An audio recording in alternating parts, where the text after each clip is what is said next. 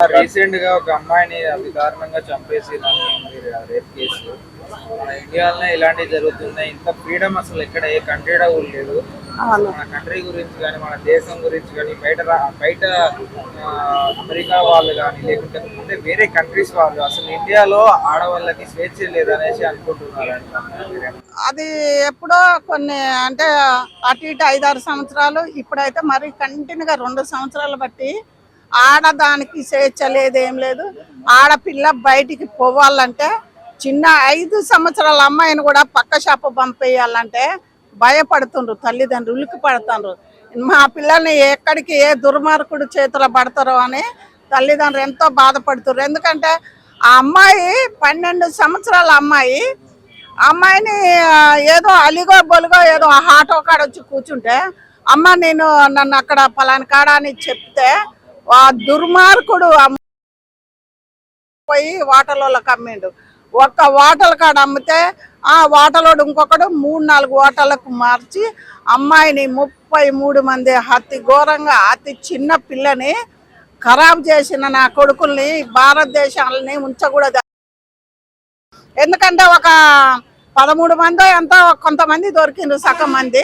ఇంకా సగం మంది యాడ దాక్కున్న అల్ల ఏదో కానిస్టేబుల్ కూడా ఉందంటారు.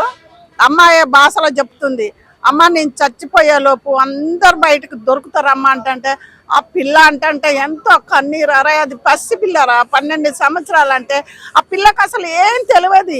ఈ దుర్మార్గులు మన భారతదేశంలో ఇలా చేస్తుంటే అటు ముఖ్యమంత్రులైనా ఏడ ముఖ్యమంత్రులైనా అలాంటి కుక్కల్ని ఎందుకు బతికిస్తారో అర్థం కాని స్థితిలో ఉండరు.